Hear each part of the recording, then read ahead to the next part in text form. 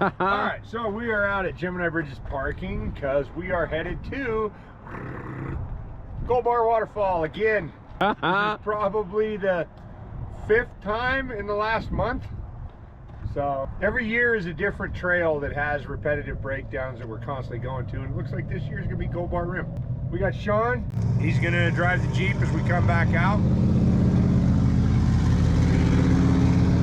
So we got a broken Jeep with, let's see, they broke a rear axle shaft. It's walking out and all wobbly. And then they broke a front axle shaft, and they pulled the axle shaft out and did kind of a mistake, a common mistake. Put the unit bearing back on without the stub shaft in to hold it together. So the tire fell off. So we've got some parts. We're gonna go in, fix the front end, turn around, pick it up, and carry it out backwards to keep from damaging the rear shaft or brake assembly any more than it already is. So here we go.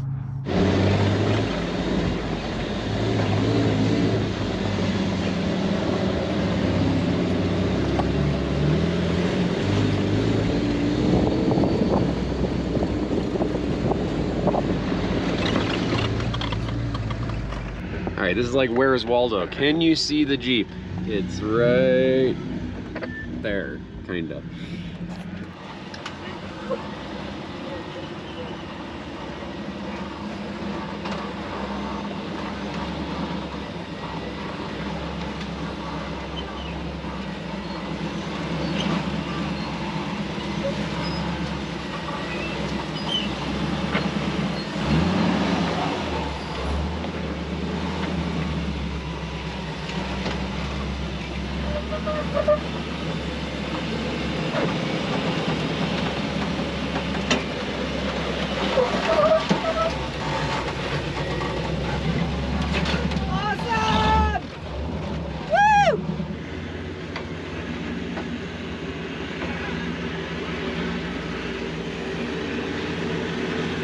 Okay, turn hard that way, back up.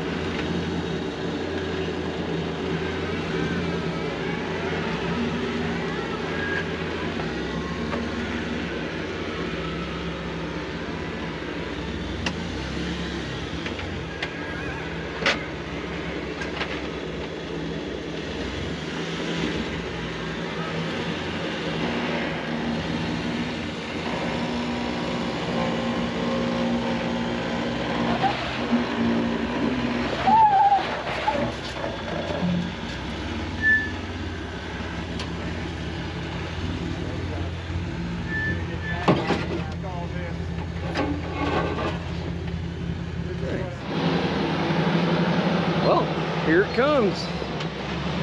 Our vehicle.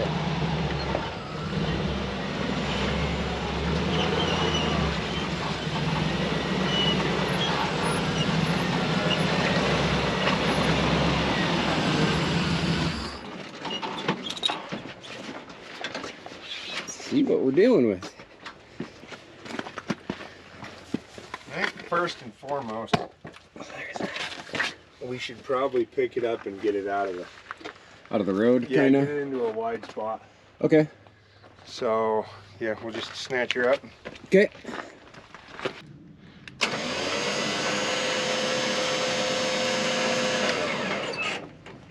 These lights might be a challenge. Yeah, but it should be okay because they're rigid. So that means they're very strong. Honestly, it'd be better if they were more flexible, I think. Right? Want to jump in it, Sean? Because the caliper is still attached to the tire. Oh yeah. Ooh, hope they got their lug nut key. Yeah, they do. Excellent. He told me where it was. Aha. Would you look at that? Would you look at it? Just look at it, Mike. I'm trying. It's hard to look at sometimes. Right. So all I did was break those bolts. Well, wait, what's this though? That's broke. That's broke. Well, yeah, but I mean, other than that, all I did was... Stop pointing out the obvious, Mike. Okay, sorry. Okay. Well.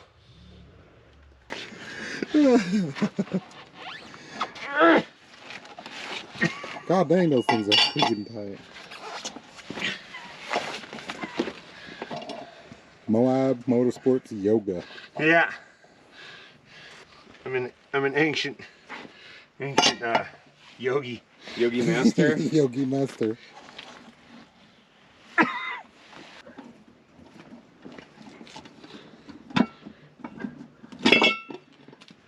Ta-da! Okay. So we're going to tighten the... And then we made this custom little tool right here. So that... There, go pump the brakes, Sean. Whoa. You ready? Yep.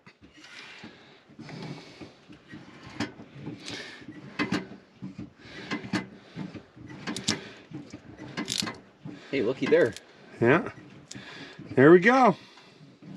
So now we have brakes without having to pinch a line.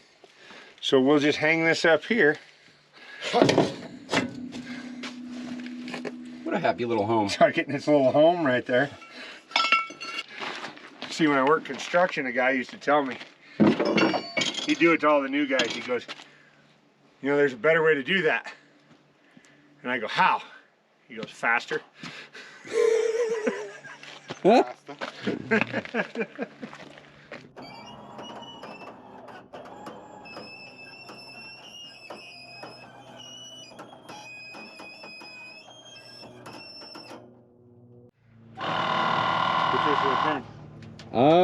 Looks like you're doing pretty good. I'd go with mostly straight.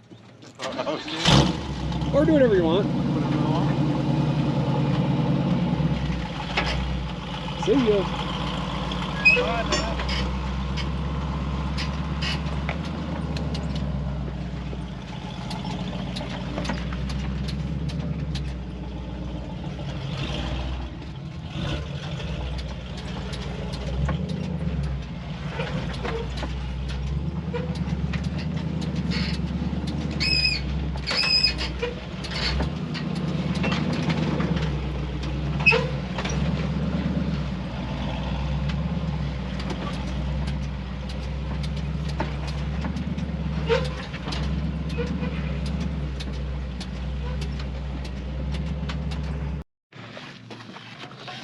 Once again, the box of tools comes out. Yeah, and once again, because people have been asking, this is a Boxo Tools tool roll. It's called a trail bag. Comes with all this stuff. This is a metric one because almost all new vehicles are metric. It's got tools, but it's got so much more room to pack stuff in for more stuff. Like, it didn't have a long enough ratchet, so I threw that in. Just got a lot of stuff. It's super handy. There you go. Fixed. Hey, look, you fixed it. All right, so we got inner outer bearing here, which rides on this, and then that holds it together. The pressure of that. Pressure. So that's why you've got to have the stub shaft in. Otherwise, it does this. Toyotas, Jeeps, Fords, a lot of the front ends that have four-wheel drive like that are like this. The outer stub shaft has to be in there. So this is what it should look like. Yeah. This is the non-Baroque one. So, that's your inner race. So the axle shaft goes in there, and when you tighten it up, it holds those two races together. And that's what keeps it in one piece.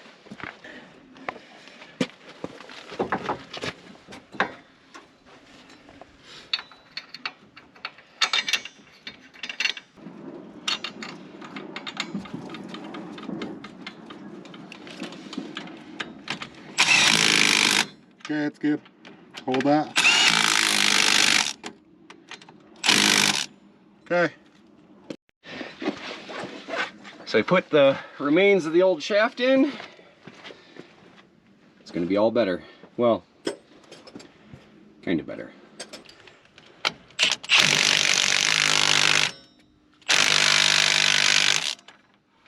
Perfect. Done.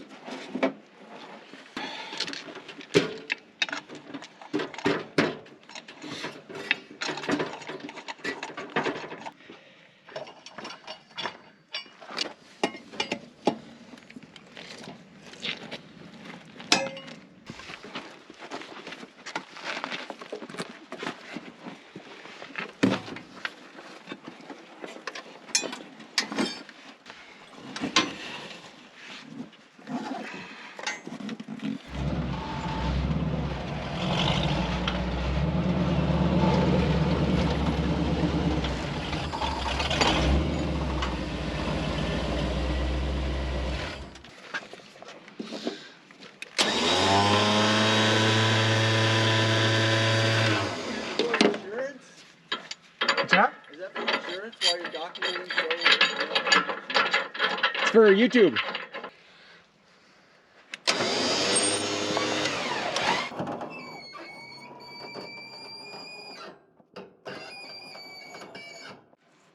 Ready, Sean? Yeah. Here, let's get the headsets.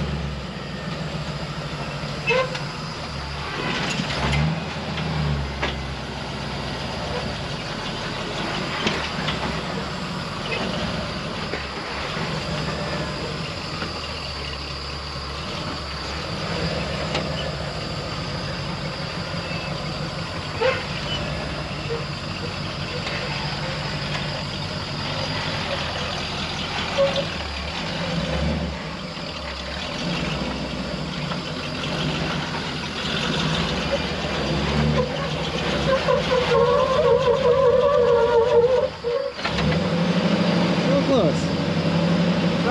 It was close.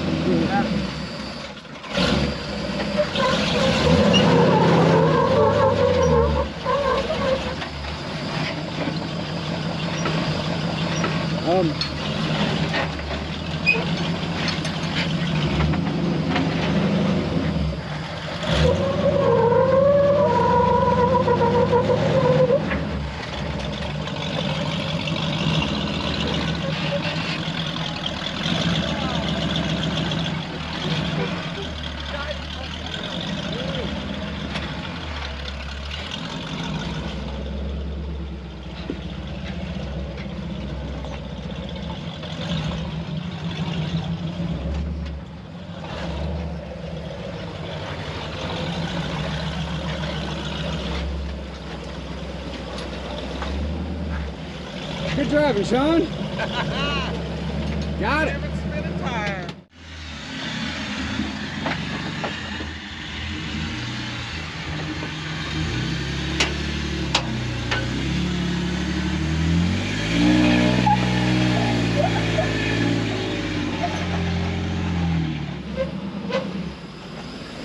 Maybe a couple more.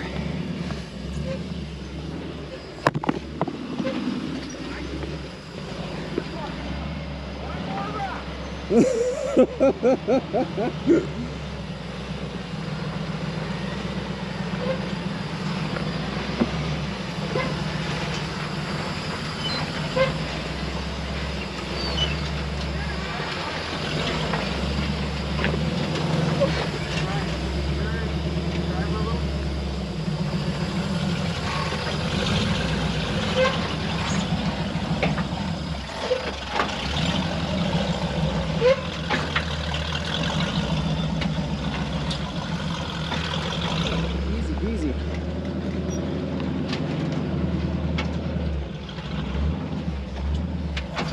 How's that?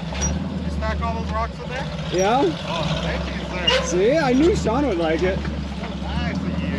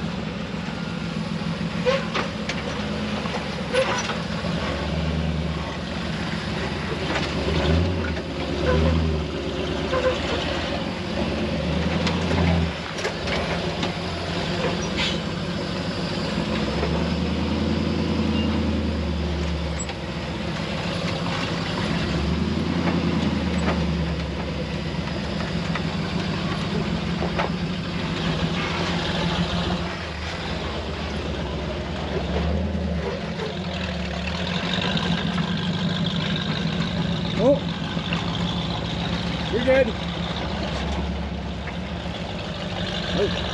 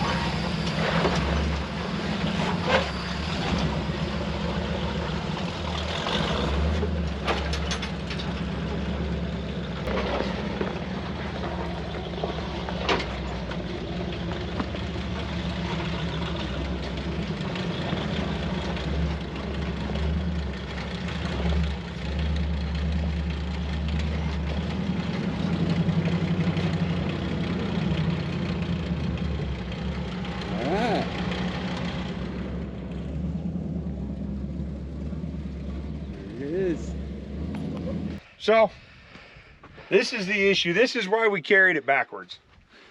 Now, that's one side.